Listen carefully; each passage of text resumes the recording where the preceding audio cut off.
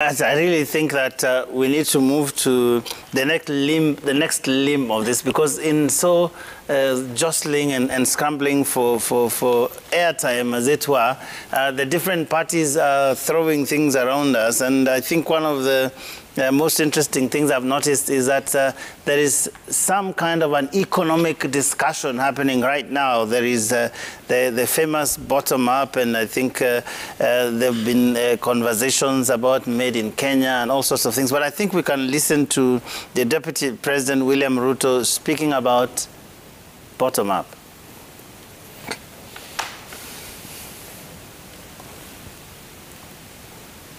Mimi nataka niwaambie, muache kukwama kuangalia wheelbarrow. Nyuma ya wheelbarrow kuna economic model inaitwa bottom up, ambayo itawezesha mwananchi mwenye hana kazi apate kazi. Ametuambia bottom up itaangazia mambo ya potatoes, ambayo ndio kitu ambayo sisi tunalima hapa. Tunawaambia sisi tumejipanga kama mahasla, tukipanga uchumi ya mwananchi wa kawaida kwanza. Sisi tuko tayari. Sisi tuko na chama inaitwa UDA. Sisi tuko na mpango inaitwa bottom up. Sisi tuko na wananchi wamejipanga. All right. Sisi tumejipanga. That is what the Deputy President says. And this whole bottom-up thing, Francis, has caused quite a kerfuffle in the country, because everybody kind of trying to figure out what it is. It did not help, of course, that Alice Wahome, while speaking to Sam Gituku, didn't sound quite sure whether it was bottom up or bottom down or whatever it meant, and those kinds of things become easy fodder for opponents. But be that as it may, there seems to be a conversation that one would believe is about the economy. As to whether that is what people will base their decisions on next year is an open question, but all the same, quite interesting that we are talking about this. There's a good reason why this discussion about economy is is now. Why? Because everybody appreciates the role and function of the economy in politics. In the last, let's say, 1 year, 2 years, more so since the advent of COVID, everybody in their lips has been speaking about the economy, how bad the economy is, what is the challenge with the economy, and so on and so forth. Before that, you remember there was a huge discussion around the state of our debts in the country and what it has done to our economy, whether the developments that are going on, the construction and everything else, the relationship between economy and politics is very close. Only that, unfortunately, the economic discussion is also economical with the truth. Because at the end of the day, who and how will Kenyans vote? Will they vote for the best economic model, or will they vote for what they consider the best political model? And also, will they also look at the best political mobilization or the best economic mobilization? Because even in 2017, there was also a discussion around the economy. In 2013, there was a discussion around the economy to some extent. You remember the trickle-down economy discussion in 2017? So it's a good discussion to have. Hopefully, there will be an exchange of ideas between those who support bottom-up economic model and those who are supporting rural empowerment economic model and any other economic model that comes. Let's have a discussion around them. However, hopefully, whichever economic model carries the day next year will be implemented to the letter, because promises in a campaign, be they economic, be they developmental, be they political, unfortunately in this country we don't have a very good record of fulfilling promises made before an election. That is the ultimate challenge. I want us to hear Raila Odinga before we come to Jamila. He was also speaking about some economic model. Unapunguza gharama ya serikali kwa kuleta waziri mkuu na mawaziri ambao ni wabunge. Tumesema tunataka kupandisha gharama, kiasi ya pesa natoka kule juu ije mashinani kutoka 15% ifike 35%. Sasa hiyo ukitufananisha na mtu ambaye anataka kupatia vijana wheelbarrow, nani anasaidia vijana? We are changing the conversation. We are changing the politics of our nation away from ethnicity, away from changing the constitution so that us as leaders can share positions, share power, and do things that benefit us. And we are moving the conversation to ordinary people, changing the economy so that we can create jobs, so that we can create opportunity, so that we can create enterprise. Linus, it was oh, sorry, it was Jamila. Okay. Sorry. I think I was going sideways. Now I need to come. Anyway, Jamila, the conversation, is it changing, you think? I don't know, because when we listened to them, and Gashuri alluded to it, he said this is not the first time we're talking about bottom-up economic model or any other economic model for that matter. We've seen it in manifestos in the past few years. And in my opinion, sometimes I think that manifestos are maybe sort of like a wish list or just an obligation that has to be made in terms of showing that we have a plan, because a lot of what is usually in those documents are never fulfilled. In fact, an economist was telling me that most of these manifestos are actually borrowed from the Vision 2030 and also borrowed from each other. What someone had before is what you'll end up having again. And I think we should look at the 2022 manifestos once they come out and scrutinize them keenly. And you'll notice that some of them are things that have already been said before. But then for me, I think having an economic model is a good thing, because we need not to trivialize perspectives just because you disagree on the political views of others. I think we need to interrogate them. And because I think the problem we have in this country is that if your political leader you follow tells you, jump off a cliff, that's where we are going, you'll fight to justify why jumping off that cliff is the right thing. And if a leader you oppose says something positive, utaikata. And I think as a people need to look at this not through the political or tribal lenses. Let's look at them in terms of how it will help people, how it will affect the economy or boost it up, how it will affect people's livelihoods or boost it up.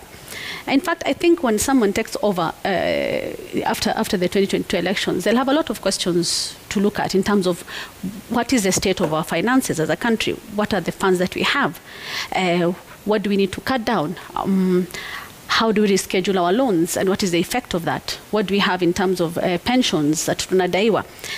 And then look at all those factors before you even think about implementing an economic model, because I'm sure whoever takes over will have a huge burden to look at and to try and work out. I don't envy whoever takes over as president in 2022, because they have a huge inbox in terms of the finances. COVID-19 is a factor, corruption is a factor. There's a whole mess there, and I think we need to interrogate all the options before we just peruse everything that is put on the table. Linus, do you feel the change? Well, what is glaring for me is the dysfunction. Because William Ruto is the deputy president of the current administration. And I think we need to see right through things that are happening here. And what has happened here is the deputy president is successfully managing to detach himself from the record of the very administration he's been deputy of for 9 years now. He is running away from that. He is not talking about whatever model Jubilee administration is using. I mean, one time, former Chief Justice William Mutunga described the economy as a bandit economy and qualified it very rightfully, like, you know, there are cartels dominating the amounts of money that we lost to corruption in between 2013 and 2017. A lot of money that was the time of NYS, that was the time of Afi House. We had so many scandals. Money was just basically being taken in a, not bottom up, but top down, because those were not ordinary bottom people stealing or getting involved in corruption, except a few well-connected hairdressers. When you look at the what the Deputy President has basically been doing, he is messaging for 2022 period. And what he's doing is to run against this current government and saying, no, we need to change the economic model. Whatever it is that you're using now, he doesn't define it. We want a bottom-up approach that is going to be different from this current administration. So here is an awkward situation where the number 2 is literally running against the number 1. Mm-hmm. Because when you criticize the running of an economy, first of all, you have to target the administration that is in place. And I draw examples from the 1992 election in the US when Bill Clinton was running against a very strong president called George W. Bush, mm-hmm. George H.W. Bush, mm-hmm. Who had a very strong foreign and defense record. But the economy was in recession. And James Carville, his advisor, coined the term, the economy stupid. Yeah. The economy is stupid. And it went on, it resonated. Because people are suffering because of the recession under the Bush administration. I see the genesis of this bottom-up as William Ruto reading very correctly the suffering of people under the Jubilee administration, the suffering that a lot of people have suffered because of the economic downturn under the Jubilee administration, and saying, no, we're going to change that. We are bringing in something called bottom-up. So, and because the grievances among the people are real. When you see the central Kenya region, which is where the president comes from, itself sort of turning against the president, it has everything to do with the economy. The economy has not been doing well.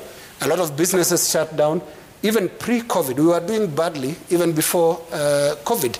And so the Deputy President has made a very good effort in taking advantage of the weaknesses or the recession under the Jubilee administration to then promise that I am deputy, yes, but I'll ride you out of this current mess through a bottom-up approach. And I think there's something quite interesting to be said about that. And if you look at even the global trends that we've seen over the last several years, where, for example, if you look at the factors that brought Donald Trump into power, the economy was a big part of that conversation, in the sense that he read the economic plight of ordinary, sort of blue-collar American workers, and prescribed very populist sort of ideas about, rolling back things like the efforts to deal with climate change, talking about, bringing back the jobs and saying it's all these foreigners who are taking away all your jobs and taking them to other countries and that sort of thing. And so there's a sense in which because of how the economy has not functioned over the years, one, because of just mismanagement, secondly, because of factors beyond what is happening here, and in the last year or so, because of COVID, I think there's a sense in which politicians will try and fill that space with high-sounding ideas that at the end of the day will need to be broken down, and people, ask questions. How is this really going to work? Is this really going to be the solution to what we're dealing with? So right now, the high-sounding ideological as well as the populist ideas that keep coming up might not really cut it for the very real questions that we have. And I think going forward, perhaps what a lot of Kenyans will need to be doing is interrogating, asking more questions than just cheering at perhaps rallies and other places. Sloganeering is part of an election. If you remember, in 2013, we had analog versus digital. Not all analog people voted for, the old people who were deemed analog voted for Raila Odinga, who was seen as the analog leader of the analog team. And not all the young people who were seen as the digital guys voted for the Uhuru Ruto ticket.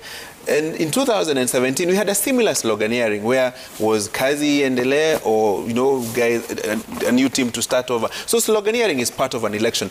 But suffice to say, whichever model, economic model is adopted, whether top, bottom, or bottom up, we must also remember that there is a budget-making process in this country.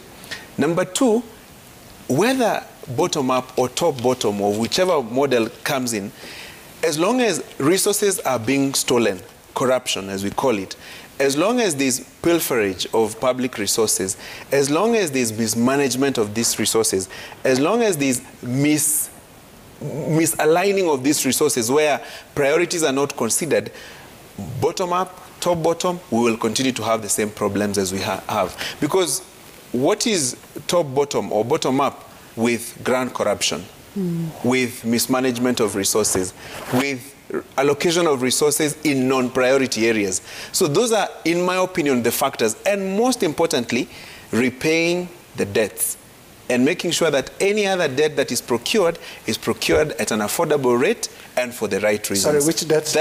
So that, all debts, all the money debts. Be careful not the political debts. Be careful with the debts. There are a lot of debts around it's a sensitive issue. Yes, debt has become a political issue.